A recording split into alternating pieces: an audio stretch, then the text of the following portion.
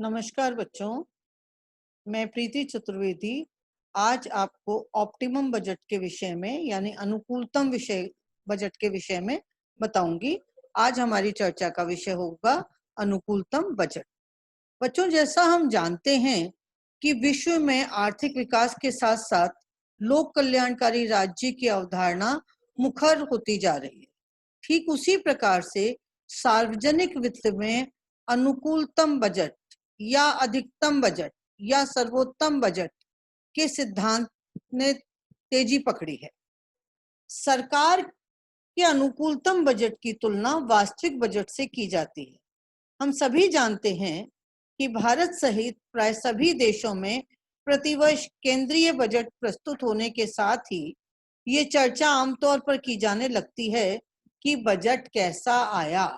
आम जन की ये चर्चा का विषय बन जाता है कि बजट कैसा आया, अर्थात वित्त मंत्री ने करों और खर्चों में जो परिवर्तन किए हैं या नए प्रावधान किए हैं वो उचित हैं या अनुचित।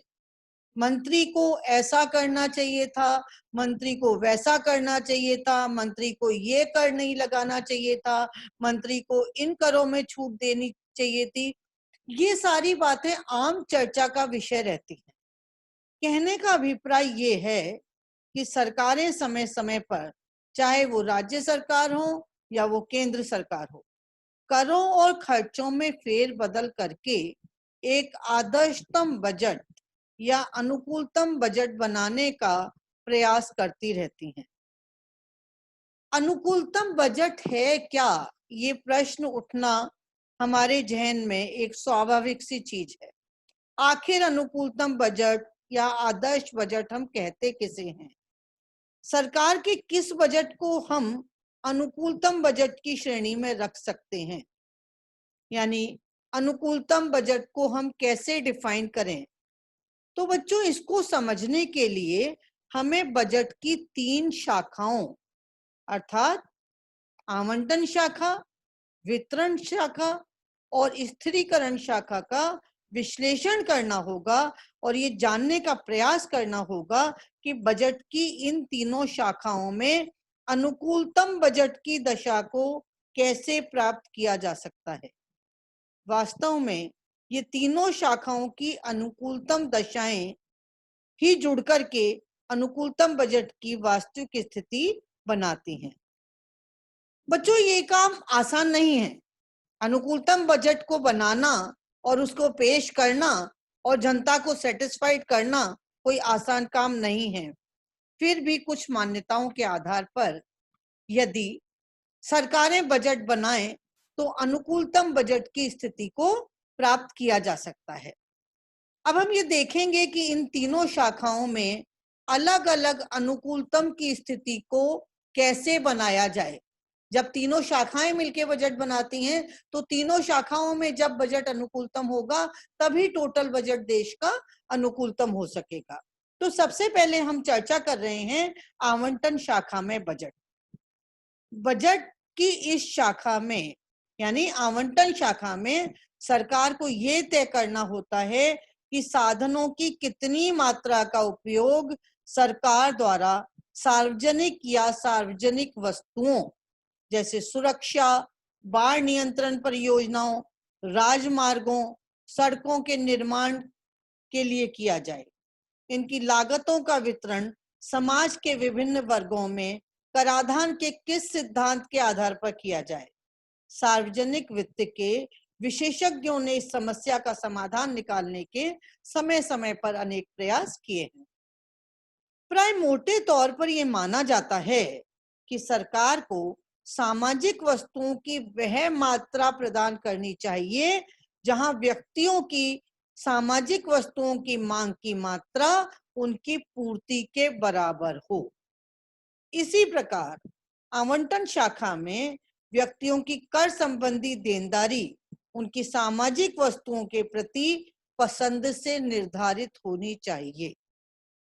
जिन व्यक्तियों की सामाजिक वस्तुओं के लिए पसंद ऊंची होगी उनकी कर देनदारी भी ऊंची होगी और कोई व्यक्ति कितना कर देगा ये बच्चों उसकी विशुद्ध आमदनी पर निर्भर करता है।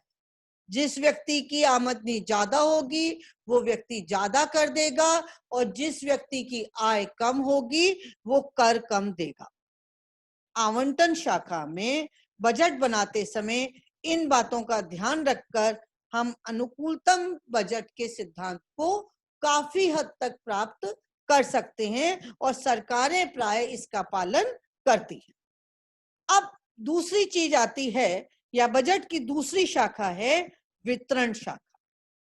वितरण शाखा में भी बजट संतुलन में होना चाहिए, अर्थात एक व्यक्ति को प्राप्त होने वाले हस्तांतरण भुगतान दूसरे व्यक्ति द्वारा चुकाए गए कर के बराबर होने चाहिए। जब ये स्थिति होगी तब शुद्ध आमदनी का स्तर या कुल आमदनी का स्तर उचित और न्याय संगत होगा। तीसरी है स्थिरीकरण शाखा में बजट। स्थिरीकरण शाखा में बजट संतुलन कैसे होगा ये देखेंगे। प्राय स्थिरीकरण शाखा में अनुकूलतम बजट के स्तर को प्राप्त करने का प्रयास किया जाता है, और इसके लिए बजट की इस शाखा में पूर्ण रोजगार, आर्थिक स्थिरता, मूल्य स्थिरता और तेजी मंदी को दूर करने पर जोर दिया जाता है। अर्थात कुल मिलाकर के अर्थव्यवस्था में एक स्थिरता का वातावरण रहे। समय समय पर जो ट्रेड साइकिल आते हैं, तेजी मंदी के बीच में जो अर्थव्यवस्था पिसती है, अर्थव्यवस्था उसमें ना पिसे, देश में पूर्ण रोजगार की स्थिति रहे। और इसके लिए सरकार के द्वारा ये प्रयास किया जाता है कि पूर्ण रोजगार के स्तर पर राष्ट्रीय आय से संबंधित उपभोग, निवेश, सरकारी व्यय के स्तर को बराबर बनाए रखा जाए। कहने का अभिप्राय ये है कि बजट की तीनों शाखाओं में अनुकूलतम को प्राप्त करने का प्रयास किया जाता है। ये कह देना बहुत आसान है कि सरकार को अनुकूलतम बजट बनाना चाहिए, लेकिन व्यवहारिक रूप में अनुकूलतम या आदर्श बजट को प्राप्त करना कोई आसान काम नहीं है। लेकिन फिर भी लोक कल्याणकारी सरकारें इन विभिन्न समस्याओं से जूझते हुए भी एक आदर्श बजट या अनुकूलतम बजट को बनाने का सतत प्रयास करती रहती हैं।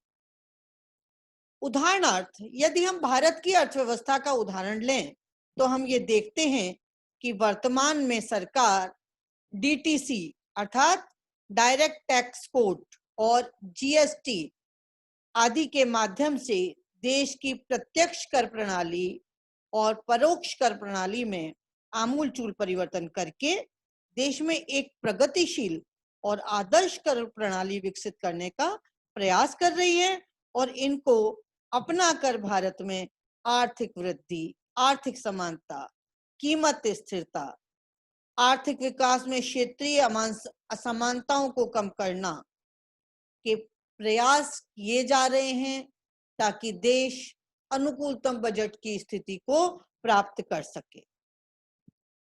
कुल मिलाकर बच्चों, कंक्लूजन के रूप में हम ये कह सकते हैं कि अनुकूलतम बजट के लक्ष्य को प्राप्त करने के लिए सरकार अनुकूलतम कराधान, अनुकूलतम व्यय की प्रणाली में संतुलन बैठाने का प्रयास करती है, और ये कार्य उसे बजट की तीनों शाखाओं अर्थात आवंटन, वितरण और स्थिरीकरण में करना होता है। आज के दौर में जबकि वैश्वीकरण, निजीकरण, बाजारीकरण का दौर चल रहा है, सरकार को अनुकूलतम बजट बनाते समय नित नई समस्याओं से जूझना पड़ रहा है। फिर भी प्राय विश्व की सभी सरकारें इस अनुकूलतम को प्राप्त करने का निरंतर प्रयास कर रही हैं और करती रहेंगी। धन्यवाद।